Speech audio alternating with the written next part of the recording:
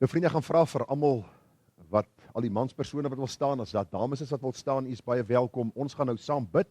So as u wil staan, is u welkom. As u miskien ongesteld is u welkom om te sit. Maar ons gaan nou na die troon van genade nader en dan gaan ons 'n gebed saam doen. So kom ons bid saam en ons vertrou die Here ook vir ons erediens. Hemelse Vader, ons het hierdie pragtige lied gesing dat u deur die krag van u woord geskaap het. Die Bybel sê vir ons dat u die hemel en die aarde geskaap het en alles wat daarop is, die see en alles wat daarin is. En Here, die kroon van u skepping was die mens, in wie u die asem van die lewe geblaas het. En die Bybel sê so het die mens dan 'n lewende siel geword. Vader, baie dankie dat u vir die mens die tuin van Eden gegee het, 'n wonderlike plek van verblyf, 'n plek waar hulle in harmonie met u kon leef, en u het vir hulle een opdrag gegee, om van daardie boom nie te eet nie. En die Bybel leer vir ons baie duidelik in Genesis 3, dat die vrou deur die duiwel mislei was, die man het van die vrug geëet saam met die vrou, en ons beleef, Here, die gevolg van die sondeval. Daar is net een logiese verduideliking vir al die hartseer, en die boosheid van ons dag, en dit is die sonde van die mens, die rebellie teenoor God en sy heilige standaard. En daarom is ons vanmôre hier, Here, nie omdat ons beter as ander mense is nie, nie omdat ons dink ons is sterk en ons kyk neer na ander nie, die teendeel is waar.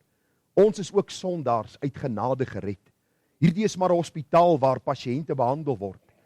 Ons is hier, Here, en ons sien ons eie sondige harte, en ons behoefte is vanmôre dat u deur u woord die behoefte van ons hart sal aanspreek, en Here, ons sal uitstuur om ligte in hierdie wêreld te wees en sout van hierdie aarde. Ons besef net elke dag al hoe meer, was dit nie vir u wat ingegryp het in hierdie donker, duister geestelike toestand nie. Here, sou ons vanmôre heel moontlik vasgevang gewees het in een of ander sondige praktyk. Maar ons dank God dat deur Christus Jesus het daar vir ons redding gekom. Ek het hierdie week weer gekyk na soveel voorbeelde in die Bybel. Saggeus, 'n oneerlike tollenaar. Toe u hom red, toe sê hy, Here, ek sal teruggee wat ek van ander vervreem het. Ons dink aan die besete van Gadara. Toe hy tot bekering kom, het hy in sy dorp gegaan en vir almal vertel die groot dade wat God vir sy siel gedoen het. Ons dink aan die kerkman Paulus, 'n man wat regverdig was in sy eie oë, maar toe hy u ontmoet, toe verander sy lewe dat hy 'n dienskneg van Christus geword het en 'n sendeling, ja, 'n verkondiger van die blye boodskap dat Jesus red. En dis waarom ons vanmôre hier is, Here, omdat u ons ook in die hande gekry het, omdat u liefde oor ons uitgestort het, omdat u ons sonde vergewe het, en omdat u ons u kinders gemaak het. En daarom is daar blydskap in ons siele, en Here, is daar 'n opgewondenheid om ook vanmôre u woord aan te hoor. Die gebed van my hart is waar ons ook vanmôre vir klein Lily ten doop bring, Here, dat u ook hierdie geleentheid sal seën.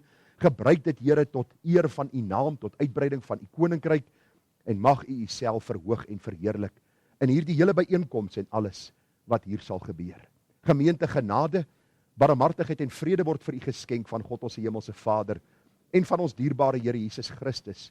Dit word kragtig vermenigvuldig deur die werking van sy Gees, ook hier by ons. Amen. Nou vriende, ons gaan vanmôre die woord van die Here oopmaak by Efesiërs 4 en Johannes 3. So kom ons gaan vanmôre saam lees uit Efesiërs 4 en dan ook Johannes 3. En ek gaan vanmôre 'n bietjie met u praat oor die doopbelofte en wat die Bybel vir ons daaroor wil leer. Kom ons val weg, Efesiërs 4, die apostel Paulus is aan die woord. Hy sê, ek vermaan julle dan, ek die gevangene in die Here, om te wandel waardig die roeping waarmee julle geroep is, met alle nederigheid en sagmoedigheid, met lankmoedigheid, terwyl julle mekaar in liefde verdra en ernstig strewe, om die eenheid van die Gees te bewaar, deur die band van die vrede.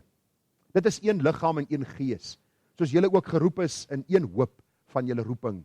Een Here, een geloof, een doop, een God en Vader van almal, wat oor almal en deur almal en in julle almal is. Nou vriende, wat so wonderlik is van die Bybel is, dat hierdie 6 verse wat ek in hierdie sê onder 'n minuut gelees het, is daar al boeke en volumes oor geskryf.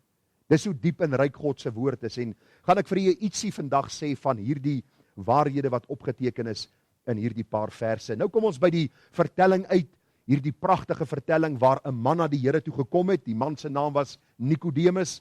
Hy was 'n leier van die Jode. Hy kom in die aand na die Here, seker bang of skaam. En die Bybel sê vir ons, daar was 'n man in die Fariseërs met die naam van Nikodemus, die owerste van die Jode. En u moet nou u self indink wat hier gebeur. Dit is nou donker, né? Dis in die aand en hier kom hierdie man en hy soek Jesus uit. Hy kom in die nag na Jesus En hy sê vir hom, Rabbi, meester, ons weet dat u 'n leraar is wat aan God gekom het, want niemand kan hierdie tekens doen wat u doen as God nie met hom is nie. Die meeste van ons sou hierdie woorde aan ons toegevoeg word, sou ons so 'n bietjie 'n groot kop gekry het en gedink het, wow, hierdie Joodse leier dink so baie van my. Jesus antwoord hom met die volgende. Hy sê vir hom, Nikodemus, ek sê vir jou, as jy nie weergebore word nie, kan jy die koninkryk van God nie sien nie. Die Here haal dadelik die masker van Nikodemus af. 'n Groot Joodse leier, maar hy het nog nie hierdie Jesus geken met wie hy so pas gepraat het nie. Vers 8. Jesus praat met hom nou oor die wedergeboorte en hy sê vir hom in vers 8, die wind waai waar hy wil en jy hoor sy geluid, maar jy weet nie van waar hy kom en waarheen hy gaan nie, soos elkeen wat uit die Gees gebore is. En soos Moses vers 14 die slang in die woestyn verhoog het, so moet die seun van die mens verhoog word, sodat elkeen wat aan hom glo nie verlore mag gaan nie, maar die ewige lewe kan hê. Want so lief het God die wêreld gehad dat hy sy enige gebore seun gegee het, sodat elkeen wat aan hom glo nie verlore mag gaan nie, maar die ewige lewe kan hê. Want God het sy seun in die wêreld gestuur, nie om die wêreld te veroordeel nie, maar dat die wêreld deur hom gered kan word. Hy wat in hom, in Jesus glo, word nie veroordeel nie.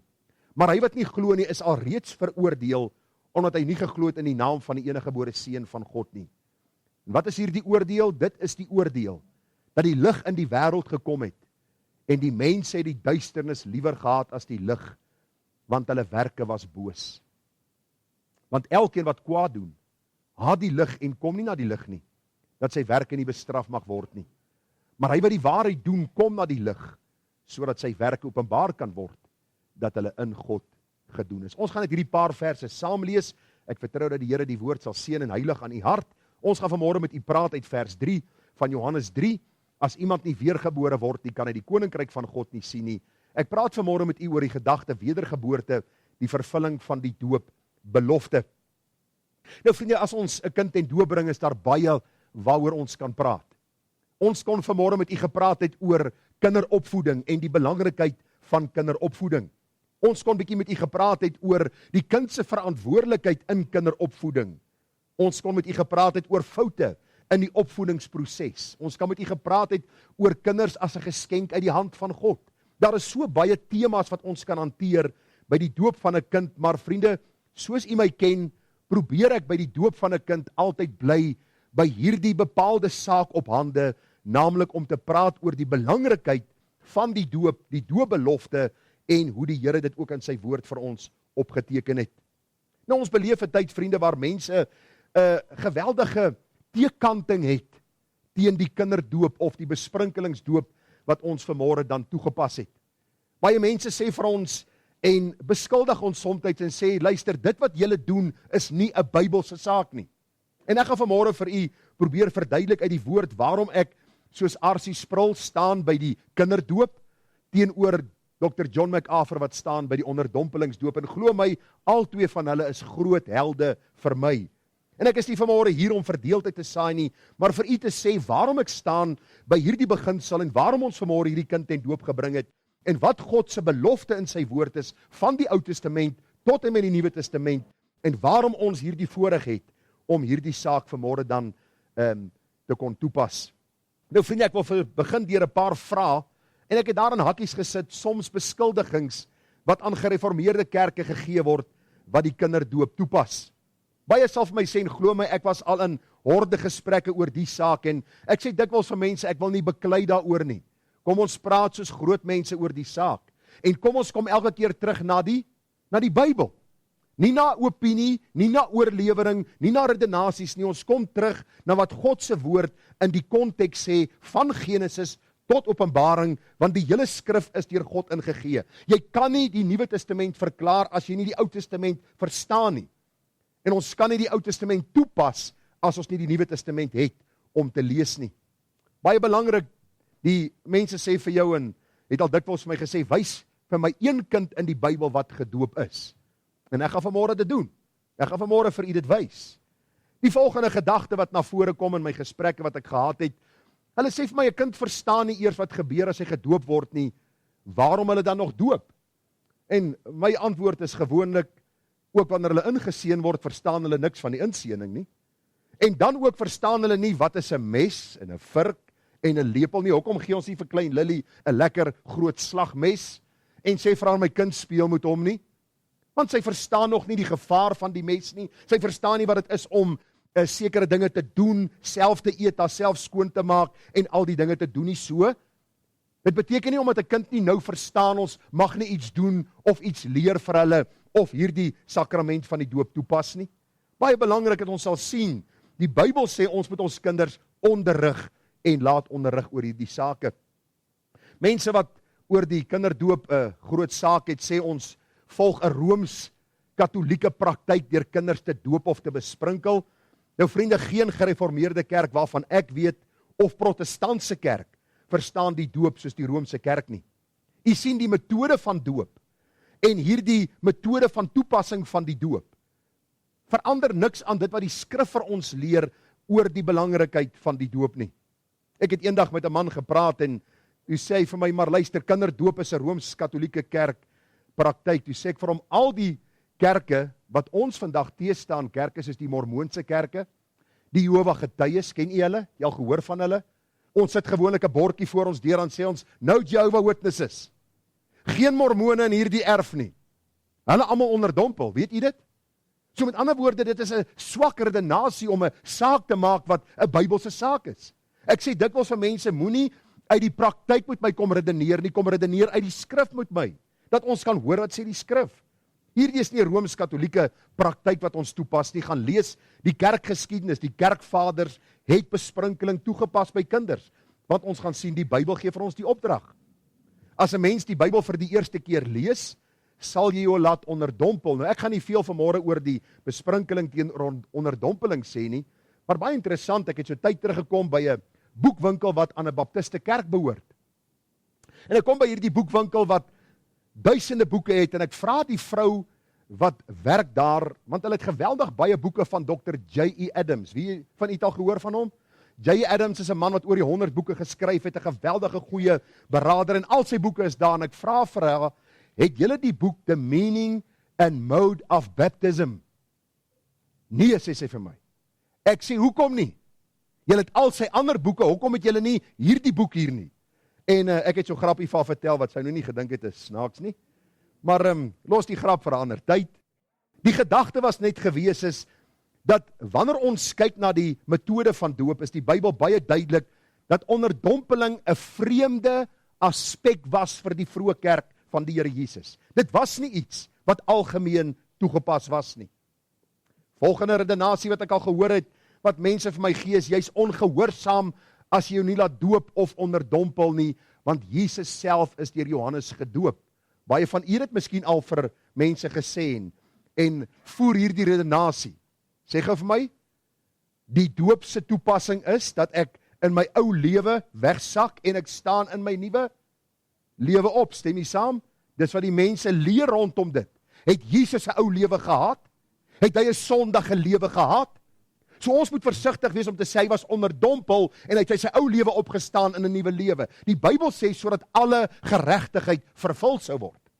En dis 'n boodskap op sy eie waar Jesus eintlik maar die Ou Testamentiese saak van hierdie priesterskap kom vervul het. So baie belangrik dat ons nie sommer net dinge in die skrif sal lees wat daar nie staan nie. En dan 'n laaste ene, ek gaan nie verder verveel met dit nie. As jy jou nie onderdompel nie, sal jy die hemel nie sien nie. Gaan eendag in 'n redenasie met 'n man en hy sê vir my, luister, hy glo in Jesus Christus, maar ek moet my laat doop. Ek sê vir hom, okay, ek wil jou vra, as ek my nou nie laat doop nie, gaan ek hemel toe of hel toe? Wat was sy antwoord? Gaan hel toe. So die rower aan die kruis, vir wie Jesus gesê het, vandag sal jy saam met my in die paradys, soos wat nooit by die doopwater uitgekom het nie, is vanmôre in die? Is dit nie die hel nie? Hy is dan nie deur die doopwater nie. Wat ek vir u vanmôre probeer sê is, mense maak van die doop iets wat dit nie is nie. Of dit nou besprinkelingsdoop is, of dit onderdompelingsdoop is. Vanmôre is Lily nie in die koninkryk van God in verseël nie. Wil jy moet dit weet, want geen waterdoop kan 'n mens red nie. En nou kom ons by die hart van die boodskap. Die Bybel sê in Jeremia 2 vers 22, want al sou jy jou was met loog, en baie seep vir jou neem, tog bly jou ongeregtigheid 'n vlek voor my aangesig, spreek die Here. Gaan lees die Nuwe Testament, Simon die towenaar kom tot bekering, hy word gedoop. En later sê Petrus vir hom, luister, jy is 'n kind van wie? Van die duiwel. Die werke wat jy doen, is werke van die duiwel.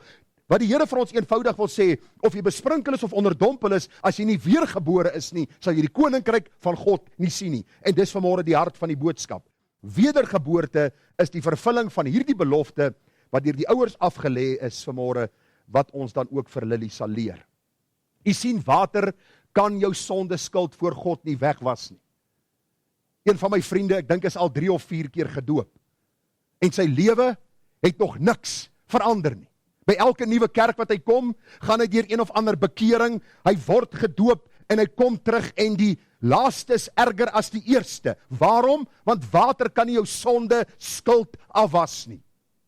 As die besprinkelingswater vanmôre Lily se sonde kon vergewe het, of die onderdompelingswater jou sonde kon vergewe het, het Christus te vergeefs gesterwe. Dan het hy verniet gesterwe, dan het hy verniet sy lewe aan die kruis gegee. Geen waterdoop kan ooit vir die skuld van die mens versoening doen nie. Johannes, toe hy gedoop het, sê ek doop julle wel met, jy moet dit tog raak lees, met water, in die Jordaan gestaan, en die metode was die besprinkelingsdoop, wat algemeen bekend was onder die Jode, en as jy mooi die Bybel lees, Matteus tot Johannes is nog deel van die Ou Testamentiese verbond, die Nuwe Testamentiese kerk het begin in Handelinge, die eerste hoofstuk met die uitstorting van die Heilige Gees. Johannes sê ek doop julle met water tot bekering. Dis 'n verbond, dis 'n teken wat gegee word met die doel tot bekering. Daarom is dit nodig om te gaan kyk na die verbond wat God met Abraham in die Ou Testament gesluit het en hoe dit in die Nuwe Testament met betrekking tot die doop staan as 'n ewige verbond wat God met die mens opgerig het. Nou vriende, jy moet bybly.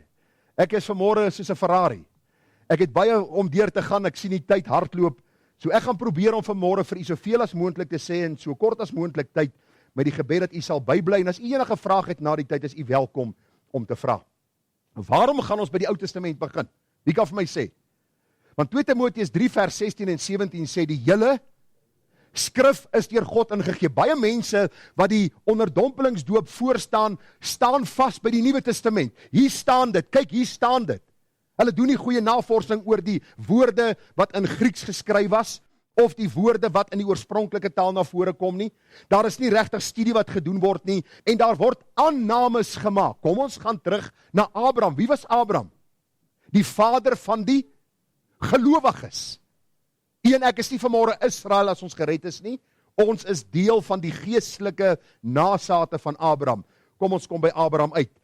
Die Bybel leer vir ons baie duidelik, vriende. In die Ou Testament was daar 2 sakramente gewees.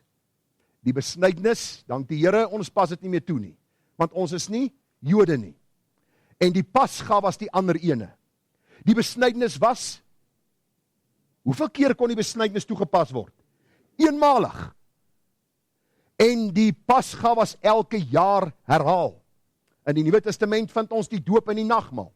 Die doop is eenmalig en die nagmaal word herhaal. 'n gereelde herinnering aan wat Jesus aan die kruis gedoen het. In die Ou Testament is 'n kind op 8 dae besny. Luister, die kind het verseker nie die verbond verstaan dat God hulle God wil wees nie. Toe daardie seentjie van 8 dae besny is, het hy nie 'n idee gehad nie. Abraham kom vir hom sê, luister my seun Isak, dis wat pappa nou gaan doen, want die Here sê so, en nou Isak sal net gelag het, en daarna sou hy gehuil het. Glo my. Wat ek vir u probeer sê is, hulle is besny, al het hulle nie verstaan waaroor hierdie verbond gegaan het, wat God met Abraham dan gemaak het nie. Luister, alles het begin by Abraham, wat tot geloof gekom het op ouderdom 99 jaar. Die Bybel sê vir ons, hy het die opdrag gekry dat hy en sy kinders en almal manlik by hom ook besny moes word. En nou moet u saamvolg. Genesis 17 vers 7. En ek sal my verbond oprig tussen my en jou en, wat staan daar? Die Bybel sê, met jou en jou nageslag, na jou in hulle geslagte as 'n ewige verbond. Volg asseblief saam. om vir jou 'n God te wees en vir jou nageslag na jou. Dit is my verbond wat julle moet hou tussen my en julle en jou nageslag na jou. Al wat manlik onder julle is, moet besny word. Daarop neem Abraham sy seun Ismael en almal wat in die huis gebore is en almal wat met sy geld gekoop is, almal wat manlik was onder die mense in die huis van Abraham, en hy het die vlees van hulle vooruit nog op daardie selfde dag besny, soos God met hom gespreek het. Die vraag is, wie het tot geloof gekom? Abraham. Wie is besny? Almal wat manlik is. Nou vriende, moet ons die sprong maak na die Nuwe Testament. Dieselfde met die doop in die Nuwe Testament. As jou kind jou vra waarom die teken van die doop, dan moet jy vir die kind verduidelik dat hy of sy ook gedoop is, want God wil sy genade verbond met hom of haar oprig. En as jy is ouer, vanmôre het Stefan en Lisa die belofte gemaak, dat hulle hierdie kind sal onderrig omtrent hierdie groot waarheid. Kom ek lees vir u, daar is so 2 of 3 praktiese voorbeelde in die Bybel. Voorbeeld 1, Handelinge 2:37, toe hulle dit hoor, hulle het die evangelie gehoor op Pinksterdag, Petrus spreek die boodskap van sy lewe, 3000 mense kom tot bekering, en die Bybel sê vir ons, hulle is diep in die hart getref, en het vir Petrus en die ander apostels gesê, wat moet ons doen, broeders? Wat sê Petrus vir hulle? Bekeer julle en laat elkeen van julle gedoop word in die naam van Jesus Christus tot vergewing van sondes, en hier stop die meeste mense met hierdie vers. Daar staan bekeer en laat jou doop, dis wat daar staan. Nee, dis nie wat daar staan nie, die konteks verduidelik verder. Julle sal die gawe van die Heilige Gees ontvang. Dit beteken nie almal gaan in 'n taal praat soos die apostels nie, want die apostels het nie in vreemde brabbeltale gepraat nie. Hulle het in verstaanbare tale gepraat en hulle die evangelie verkondig. Gaan lees die Bybel.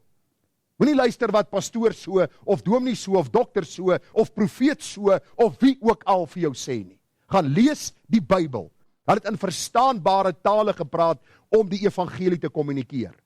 Nou, net die vers wat volg op hierdie ene, staan daar, want die belofte kom julle toe en julle kinders en almal wat daar ver is, die wat die Here na ons God na hom sal roep.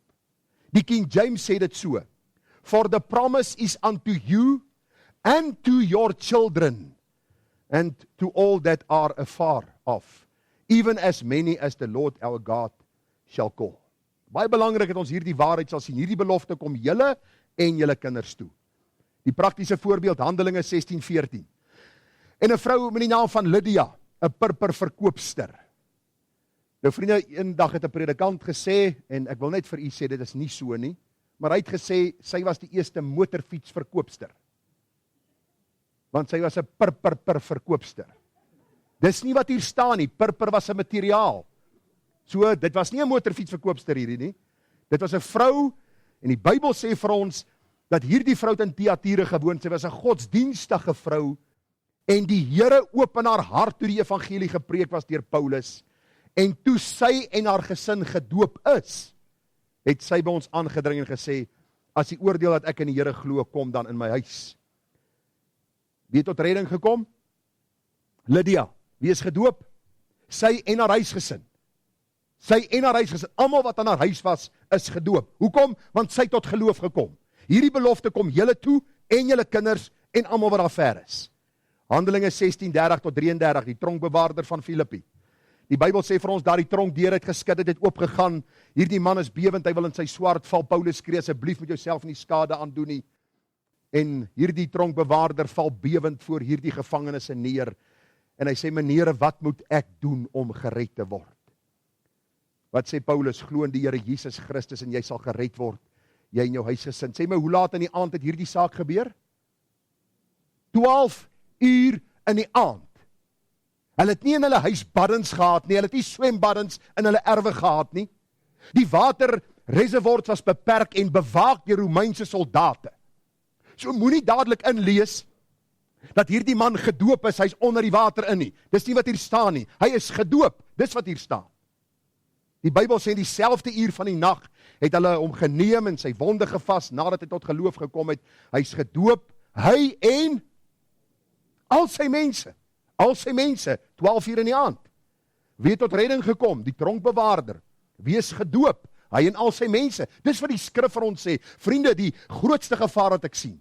Ek het vanmôre met iemand daaroor gepraat is. Ons kry WhatsApps van elke Jan Rap en sy maat. En almal lewer een of ander opinie oor 'n vers buite konteks. En ons sê, dis wat die Bybel sê. Dis nie wat die Bybel sê nie.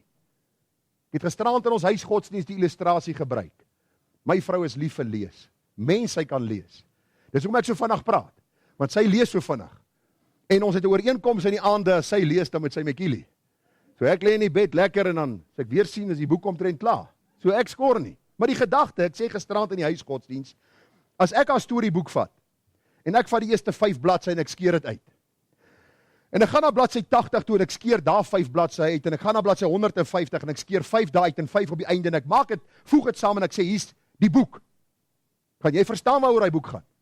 Nee, want jy gaan net hier en daar ietsie lees van die boek, en na die tyd gaan jy so frustreerd wees, want jy gaan sê, ek wil sien wat gebeur in hierdie storie, maar nou het ek die begin en so bietjie in die middel, en so bietjie 3/4 en bietjie op die einde. En dis selfs met die Bybel. Die meeste mense wat redeneer oor hierdie goed, het nog nooit die Bybel gelees nie. Ek sê onlangs vir 'n man, hy sê vir my, hy het nog nooit iemand in sy lewe ontmoet, wat die Bybel deurgelees het nie. Nou sit ek daar, ek is besig om hare te sny. Ek sê vir my, ek moet vir jou sê, ek het die Bybel al, ten minste, 10-15 keer deurgelees, ten minste. En elke keer as ek dit lees, kom ek agter hoe min weet ek van die Bybel. Maar daar's mense wat hom nog nooit deurgelees het nie. Maar hulle wil al hierdie redenasies hê oor wat so en so gesê het en so gesê het. Wat is hierdie gemeente se naam? Berea Christen Gemeente. Die mense in Berea was edelmoediger as die in Thessalonika. Hulle het elke dag die skrifte ondersoek. Ons het nodig om die skrifte ondersoek, om te kyk wat God ook deur hierdie seël en teken van die doop vir ons wil kom leer. Vriende, die doop is tot bekering van sondes vir die kind. U sien, net soos Abraham, Handelinge 2:16, begin dit by die volwassenes, maar die belofte kom hulle kinders ook toe. Die belofte het 'n teken, en die teken is die doop. Die kinders mag ook die teken ontvang. Daarom het ons vanmôre vir klein Lily gedoop. Omdat aan hulle die belofte van die inwoning van die Heilige Gees toekom. En die doop herinner hulle daaraan, dat God sy nuwe verbond met hulle wil oprig. So, die belangrikheid is, ons sien die voorbeelde, en nou is daar nog die skeptici wat sê, man, wat het die Ou Testamentiese verbond met Abraham en die besnydenis te doen met ons as Nuwe Testamentiese gelowiges? En ek gaan vir u sê alles. Alles. Kom ek verduidelik vir u. Hoor wat sê Paulus in Galasiërs 3 vers 7 tot 9. Julle verstaan dan dat die wat uit die geloof is, hulle is kinders van Abraham. En die skrif wat vooruit gesien het, dat God die heidene uit die geloof sou regverdig het, vooraf aan Abraham die evangelie verkondig met die woorde, in jou sal al die volke geseën word, sodat die wat uit die geloof is, geseën word saam met die gelowige Abraham. Ons word nie nou Israeliete, die oomblik wanneer ons besprinkel word. Net so min soos hierdie mense op die einde van die dag gered geword het, as hulle besny was. Hulle moes tot geloof gekom het in Christus. En daarom ons is heidene, ek hoop u glo dit, ons is nie Israel nie, ons is nie hierdie verlore stam van Naftali nie, ons is rou heidene, gebore in sonde en ons het Christus nodig. Daarom sê die Bybel, elkeen wat weergebore word in Abraham geseën, en word ons deel van die geestelike nasate van Abraham. Met ander woorde, het gaan nie so seer oor die groot of klein doop nie, maar oor die verbond wat God wil oprig. Hierdie verbond word vervul in die soendood van Jesus, en verseël deur die Heilige Gees, as hy die sondaar red. Kom ons kom gou by die punt uit, vriende. Hierdie vervulling van die doopbelofte is niks anders as die wedergeboorte nie. Wat is wedergeboorte? Dis wanneer God my redder word, wanneer hy my sonde vergewe, wanneer sy genade my deel word, wanneer hy my aanneem as sy kind. Wat is wedergeboorte nie? Wat is die vervulling van hierdie doopbelofte nie? Baie mense sê ek is weergebore want ek is gedoop. Dit gaan jou nie red nie. Ek is aangeneem en voorgestel. Dit gaan jou nie red nie. Dis om kerk toe te gaan, Bybel te lees, siekes te besoek en almoses te gee. Dit is nie dit nie. Dit is nie om 'n nuwe blaadjie om te slaan nie. Dit is nie om harder te probeer om God te behaag nie. Dit is nie om minder te drink, te rook of te vloek of te hoereer of te steel nie. Dis nie om die Sabbat of sekere dae of wette van 'n kerk of Bybel te onderhou nie. Wat is die vervulling van hierdie doopbelofte?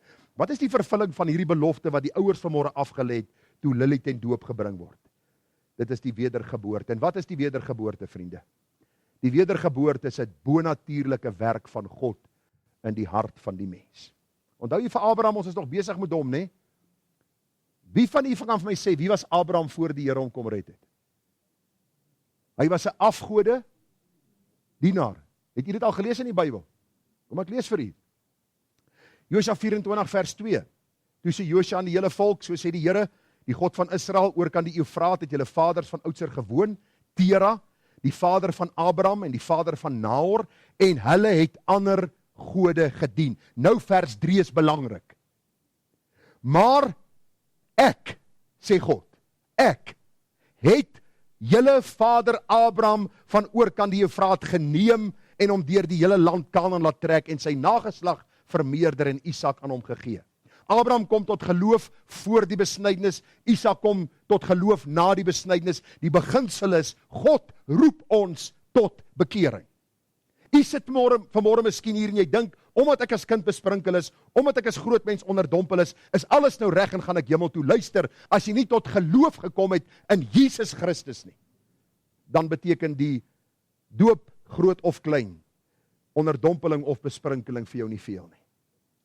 Net soos die Here Abraham kom red het uit die afgode diens, kom red die Here ons. Die Bybel leer ons in Galasiërs 3 vers 8, in jou, in Abraham, sal al die volke geseën word, sodat die wat uit die geloof is geseën sal word saam met die gelowige Abraham. Ek wil vanmôre vir jou vra, het jou doopbelofte al tot vervulling gekom? Meeste van u wat hier sit vanmôre het ook 'n klein babietjie voor die kansel gebring en gesê, Here, ons beloof dat ons hierdie kind sal grootmaak in u weë. Ek vra vanmôre vir jou, het daardie doopbelofte in jou kind se lewe tot vervulling gekom? Dien jou kind vandag die Here? Dien jy die Here? Ek vra vir jou vanmôre, is daar geloof in Christus wat werksaam is elke dag in jou doen en late, in dit wat jy elke dag doen? Die Here sê vir ons in Efesiërs 2 vers 1, dat ons geestelik dood was en God moes ons kom lewend maak het. Die Bybel sê dit telke male in Efesiërs 2 vers 1, vers 4, vers 5, ook toe ons dood was deur die misdade, lewend gemaak saam met Christus, uit genade is julle gered. Soos die Here Abraham kom haal uit die afgode diens, so kom God op 'n bonatuurlike manier. En hy maak my bewus van my sondige toestand. En daar is in my hart hierdie berou wat God werk, wat my tot geloof in die Here Jesus Christus lei. Uit genade is julle gered deur die geloof. Dit nie uit julle self nie, dis die gawe van God. Ek het onlangs een van die groot predikers hoor sê, dat die meeste mense gaan in die skaduwee van die toring van die kerk, na God se ewige oordeel toe. Waarom? Want hulle reken daar is iets anderste, en 'n ander manier, en een of ander sakrament, wat my in die hemel sal kry. En hulle besef nie dat wedergeboorte die vervulling van die doopbelofte is, waar God 'n werk in my hart kom doen, waar my geestelike oë kom verlig. En hoor hoe pragtig sê die Bybel dit vir ons. Jy sien, die vraag wat mense vra is, waarom moet ons lewend gemaak word? Waarom moet ons geestelik lewe ontvang? Want die Bybel sê ons is geestelik dood. Net so min soos 'n fisiese dooie mens homself lewend kan maak, net so min kan 'n geestelike dooie mens homself lewend maak. Romeine 3 vers 10 sê vir ons, niemand is regverdig nie, niemand verstandig nie, niemand soek God nie, almal het afgewyk, dit sluit my en jou in. Jy moet dit vanmôre glo, want dis wat God se woord vir ons leer. Ons beste werke is 'n verwerplike kleed voor God se aangesig. Daarom is wedergeboorte 'n wonderwerk van God aan die siel van die mens. God bring lewe. Nou wil ek jou 'n vraag vra. Weet jy dat jy lewe vanmôre? Ek weet daar's 'n paar weirdos wat sê, ek bestaan nie, ek lewe nie, ek is niks, ek is maar net 'n vakuum, vat 'n goeie speld, steek hom in sy bout, dan sê jy sien, hy lewe. Daar's 'n paar van hierdie weirdos wat sê hulle lewe nie en hulle bestaan nie, en ek weet nie wat is hulle eindelik nie. Maar die Bybel sê vir ons baie duidelik, daar is sigbare tekens, en as God jou geestelike lewe kom gee, sal jy dit weet. Romeine 3 vers 8, onthou Johannes 3, verskoon. Johannes 3 gaan oor die gesprek wat Jesus met Nikodemus het. Ons het hierdie vers gelees. Die wind waai waar hy wil en jy hoor sy geluid. Jy weet nie van waar hy kom en waar hy gaan nie, soos elkeen wat uit die Gees gebore is. Ons sien die effek van die wind, ons sien nie die wind self nie. Soos die werking van die Gees. Hier sit vanmôre 'n klomp mense voor my. Hier luister mense in op Facebook, hier luister mense in op ons uitsendingskanaal en die Gees werk sonder dat ek en jy dit sien. Ons sien nie 'n snaakse gedaante wat hier bo ons sweef nie. Ons kry nie rillings by ons ruggraat af nie, maar die Gees van God werk deur die woord van God in jou hart om lewe te bring. En as God nie lewe in jou siel gebring het nie, sou jy nooit lewe ontvang het nie. As jy vanmôre dink dis jy wat lewe in jou siel gebring het, is jy deur die duiwel bedrieg, tot op hierdie dag. En is jy heel moontlik nie deel van God se kudde nie. Elkeen wat uit die Gees gebore is iets wat God bewerk. Handelinge 16 vers 14, ons het gepraat van hierdie motorfietsverkoopster, nê? Lydia. Die Bybel sê wat het gebeur toe sy die woord hoor. Wat staan daar? Die Here het haar hart geopen. Vanmôre gaan hier klomp mense sit en luister. Ander mense gaan later na die boodskap luister. Sommige gaan sê, ag man, hierdie ou te veel gepraat, hy het te lank gepraat, hy het te veel energie. Ander mense gaan sê, hy het 'n klomp nonsens gepraat. Dan gaan sommige wees wat se hart deur God lewe gekry het. Want die Gees werk sonder dat ons dit sien vanmôre. Daarom is my verantwoordelikheid nie om jou te red nie. My verantwoordelikheid is om die boodskap vir jou te gee, dat God die werk kan doen. Want dan kry hy die eer, nie ek nie, nie 'n kerk nie, nie 'n mens nie.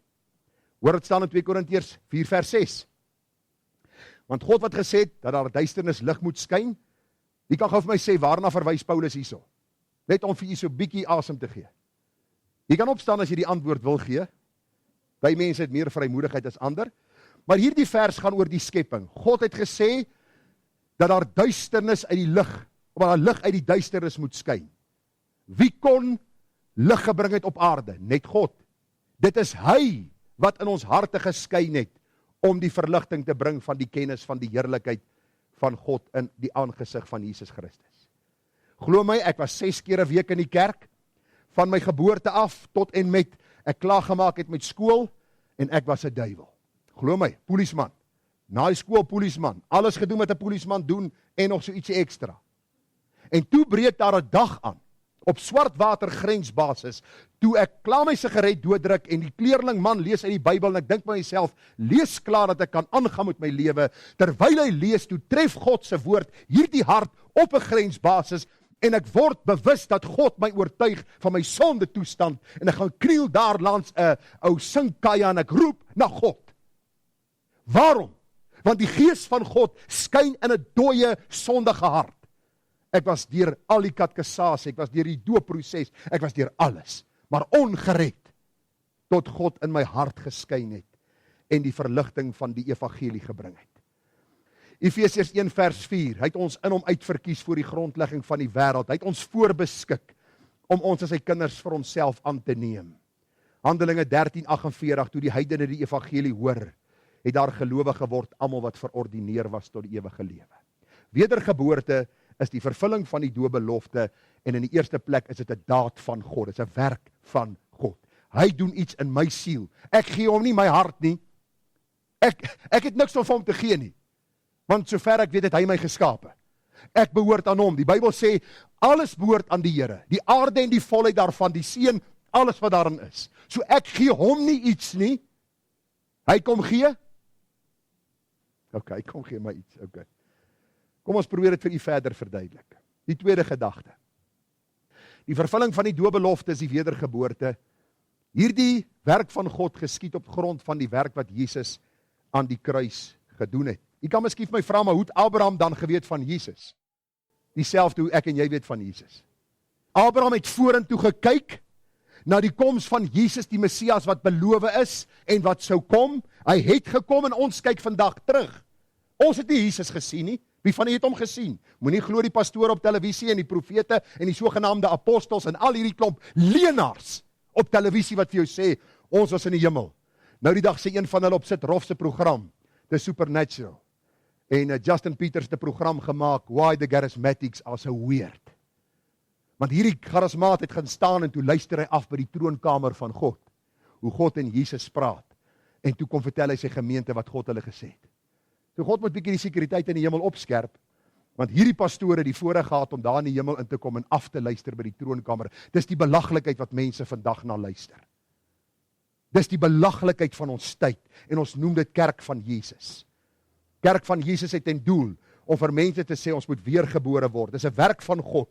Hy doen dit op grond van die werk van Jesus aan die kruis. Jesus, die sondelose God mens, het sy lewe aan die kruis kom gee sodat ons gered kan word. Abraham het deur die geloof vorentoe gekyk na die offer wat sou kom. Ons kyk terug na die offer van Jesus en ons word gered uit genade. Vriende, Christus het nie te vergeefs gesterf nie. U moet vanmôre hoor. As u net dit hoor, het u die boodskap, die hart daarvan verstaan. Hy het nie gesterf sodat mense vir hom 'n keuse kan maak nie. En met die heilige kan doen wat hulle wil nie. Hy het gesterf om sy uitverkorenes te kom red. En as jy vanmôre wil weet of jy uitverkorene is, hou jou stoel vas. Die volgende punt sal dit vir jou verduidelik. Hy het vir 'n bepaalde doel gesterf en dis om sy bruid te red. Baie vinnig, ek gaan vir u net 2 verse gee. Jesaja 53 vers 10, die messiaanse gedeelte. Jesaja skryf oor Jesus, hy sê, maar dit het die Here behaag om Christus te verbrysel. Dis aan die kruis op Golgotha. Hy het hom krank gemaak as sy siel 'n skuldoffer aangebied het. Sal hy 'n nakroos sien? Wat het die Here vir Abraham beloof? 'n nakroos, in Isak, sy nakroos. Die Here sê vir Jesus, hy sê, as jy aan die kruis gesterf het, sal jy 'n nakroos sien. Jy sal siele sien wat gered word. Jy sal dit sien. En as God 'n belofte maak, wil ek vir u sê, Numeri 23:19, sy kan nie lieg nie. Nou kom die skrywer van die Hebreërbrief en hy beamoen wat Jesaja skryf. Hy sê in Hebreërs 2 vers 11.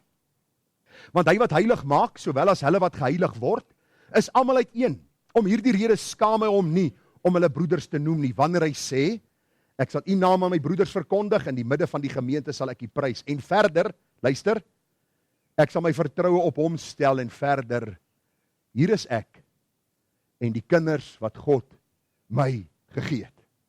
Jesus het nie aan die kruis gesterf en sy 2 duime vasgehou en gesê, Vader, ek gee nou my lewe aan die kruis en ek hoop tog mense wat dood is in hulle sonde, ons het in die eerste punt gesien, hulle is dood in hulle misdade, niemand soek God nie, ek hoop tog iemand gaan my kies. Wat 'n valse evangelie, wat 'n bose evangelie, wat 'n valse Christus, wat in hierdie wêreld verkondig word. Dat die mens die autoriteit oor God het. Dink jy moet buig voor hom en eens en vir altyd sê, Here, neem die hoogmoed uit my hart, dat ek dink, ek is in beheer van my saligheid. Dit was u van die begin tot en met die einde. En om het ons die verlossing deur sy bloed. Gaan lees Galasiërs 4 vers 4, gaan lees Johannes 3 vers 16. Die derde gedagte is amper klaar. Wedergeboorte is 'n bewustelike ondervinding in hierdie lewe. Nou kan jy vir my sê, as God 'n bonatuurlike werk in my hart doen op grond van wat Jesus aan die kruis gedoen het, en daar is hierdie bruid waarvoor hy gesterf het, hoe sal ek weet of ek deel van die bruid is?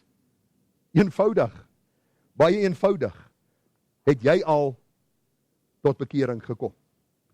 Abraham het bewuslik tot geloof gekom. Kyk na sy lewe, hy is die vader van die gelowiges. Reg deur die Bybel sien ons die Here, hoe die Here harte in die hande kry en mense daarvan geweet. Mense dink dit is 'n geweldige teenstrydigheid. Luister, dis iets wat ek en jy in ons verstand nie altyd kan begryp nie. Hierdie hemelse paradoks van God se soewereiniteit en my verantwoordelikheid, maar dis wat die Bybel my leer, dis wat ek preek. Al twee is duidelik in God se woord. Lukas 19 vers 8, die man Saggeus, 'n skelm kort mannetjie. Man, as jy nou môre 'n kort ou ontmoet, moenie dink hy skelm nie. Dis nie wat ek sê nie. Ek sê net Saggeus was 'n kort man, hy was skelm, hy klim in 'n willevye boom en hy sit daar en hy kyk of hy vir Jesus kan sien, want Jesus stap daar deur die straat en Jesus gaan staan stil by die boom. Toevallig, né? Toevallig staan Jesus stil by die boom en toevallig het Saggeus gehoor en toevallig het Jesus vir Saggeus gesê, ek wil vandag by jou huis kom kuier. Saggeus weet dis 'n goddelike afspraak. En hy sê, Here, kyk, die helfte van my goed gee ek aan die armes, en as ek iets van iemand afgepers het, gee ek dit 4-dubbel terug. Toe sê Jesus, vandag het daar redding vir hierdie huis gekom. 'n Vaste afspraak wat God gemaak het met Saggeus. Waarom? Want Christus red sy bruid. Paulus, onthou jy vir Paulus is op pad na Damaskus toe, met briewe om die gemeente van God te vervolg. Wat doen die Here sê, ligstraal omstraal vir Paulus en die Here red hom. Johannes 4, die oorspelige vrou, Johannes 8, Ons lees van die besetting van Gadara, Markus 5, die rower aan die kruis. So kan ons aangaan, vriende, dis 'n bewustelike ondervinding in hierdie lewe. Waarom? Want die Bybel sê in 1 Johannes 5 vers 13, ons moet weet dat ons die ewige lewe het. Ek vra jou vanmôre, voor jy by daai deur uitstap, maak seker jy ken die Here. Want as jy sterf sonder die Here, sal jy vir ewig verlore gaan. Sal jy vir ewig verlore gaan. Daarom, die voorlaaste gedagte, dit maak van ons 'n nuwe skepsel. Iemand wat sê hy's weergebore, en hy's nie 'n nuwe skepsel nie, is 'n leienaar. Want God maak nie van mense sy kinders sonder om hulle nie te maak nie. Daar is sekere mense, vriende, as hulle klaar met jou goed gewerk het, is dit meer stikkend as wat dit was voor die tyd. Nee? Daar is vandag 'n tendens in Suid-Afrika, jy stuur iemand uit om iets te doen, en na die tyd is jy hartseer dat jy hom gevra het. Nie moet God so nie. As hy 'n werk in jou siel kom doen, as hy die doopbelofte in vervulling bring, dan sal jy daarvan weet, jou vrou sal daarvan weet, jou man sal daarvan weet, almal sal daarvan weet. Jy word nie volmaak nie, maar jy word nuut. Die Bybel sê vir ons in 2 Korintiërs 5:17, as iemand in Christus is hy 'n nuwe skepsel. Die ou dinge het verbygegaan, kyk, alles het nuut geword. Deesdae word vir jou gesê, luister, jy moet net omval in die gees, jy moet net in 'n taal praat, jy moet net een of ander ervaring hê, jy moet net een of ander visioen hê, jy moet net een of ander stem hoor. Vergeet van die leuns. Lees die Bybel. As iemand deur God in die hande gekry word, dan word hy 'n nuwe mens. Die sondige praktyk gaan verby. Hy word nuut in die Here Jesus. Dis iets waarvan jy sal weet. Die woordjie nuwe skepsel beteken 'n nuwe persoon, 'n nuwe karakter, nuwe waardes en nuwe sedes. Vriende, deur God se genade kan ek die getuienis vanmôre gee. Toe ek op die grensbasis was op Swartwater, waar die Here my gered het in 1989, het ek gevloek soos 'n matroos. Ek het God se naam gebruik soos min mense dit kon doen. Ek het gerook soos 'n stoomtrein en ek het gedrink soos 'n vis. En die dag toe die Here my siel red, 2 dae later, toe vra die mense my op daardie grensbasis, wie is jy? Jy's nie dieselfde ou wat hier aangekom het nie. En toe sê ek vir hulle, ag, ek het 'n nuwe blaadjie omgeslaan, man. Ek het besluit om my lewe in orde te kry. Nee. Ek kon net vir hulle gesê, dank God, dat in Jesus Christus het hy hierdie sondaar kom nuut maak. My spraak het verander, my optrede het verander, en luister, dit bly nog steeds verander. Waarom? Want ek moet word soos Jesus. Hy is volmaak, ek is nie volmaak nie. Maar as hy 'n goeie werk begin, dan word ek 'n nuwe mens. Mense sal dit agterkom. Selfs jou hond en jou kat sal dit agterkom. As jy 'n hondeliefhebber is. Ou dinge gaan verby. Die Bybel praat dit wat van die begin af was. Dit wat in jou gebore toestand was, die sondige praktyk wat jy gehaat het en geleef het. Die woordjie kyk is die woordjie behold, aanskou, kyk en sien. Dit het nuut geword. Mense kom van een of ander konferensie af, een of ander mannekamp, een of ander vrouekamp, een of ander jeugkamp, en hulle kom terug en hulle sê vir almal, ons wil net vir julle sê, ons het by daai jeugkamp verskriklik lekker saam gesing. Julle is 'n klomp gevrekte mense. En ons het daar hierdie wonderlike ervaring gehad. Ons is nou kinders van die Here. En 3 weke later dien hulle die duiwel erger as wat hulle die Here ooit gedien het. Waarom? Want as God nie 'n werk in jou siel doen nie, kan dit nie 'n blywende werk wees nie. Daarom aanskou, kyk, alles het nuut geword. Ek gaan nie Markus 5:18 lees nie, gaan lees dit. Dit gaan oor die besetene van Gadara. En hoe die Here sy siel kom red het en hy verander het. My laaste punt, vriende, en dankie dat u my verdra, maar ek moet hierby uitkom. Die vervulling van die doopbelofte is die wedergeboorte wat my nou hierdie kosbare voorreg gee dat ek verseël word met die Heilige Gees vir tyd en ewigheid. Kan 'n kind van God weer verlore gaan? Nee, nooit. Dis onmoontlik, want jy begin nie die goeie werk nie, God begin het. As hy 'n goeie werk begin het, voleindig hy dit. As jy 'n werk begin het, kan jy dit verloor. So as jy vanmôre sê, ek het die Here gedien 10 jaar terug, en ek dien hom vandag nie meer nie, dan wat, het jy hom nog nooit gedien nie. Jy dink jy het hom gedien. Jy dink, jy het hom gedien, jy het miskien 'n nuwe blaadjie omgeslaan. Maar as God 'n werk begin in jou siel, sal hy dit blywend aan die gang hou. Want hy doen 'n goeie werk deur sy Gees. Hoor wat sê Efesiërs 1 vers 13. In wie julle ook, nadat julle die woord van die ware, die evangelie van julle redding gehoor het, in wie julle nadat julle geglo het, verseël is met die Heilige Gees van die belofte, wat die onderpand is van ons erfdeel, om sy eiendom te verlos tot lof van sy heerlikheid. Elke weergeborene ontvang die Gees ten volle as bewys van die nuwe lewe, die goddelike natuur, wat nou my deel geword het. God se Gees werk blywend in die nuwe lewe in my, daarom kan die weergeborene nooit weer verlore gaan nie, nooit ooit weer nie. Want as God 'n belofte maak, dan kom hy hierdie belofte na. Romeine 8 vers 15. Julle het ontvang die gees van aanneming tot kinders, deur wie ons roep, Abba Vader. Johannes 10:27, niemand sal hulle uit my hand ruk nie. Niemand kan hulle uit my hand ruk, sê die Bybel nie, en ook nie uit die hand van my Vader nie. Vriende, ek is klaar.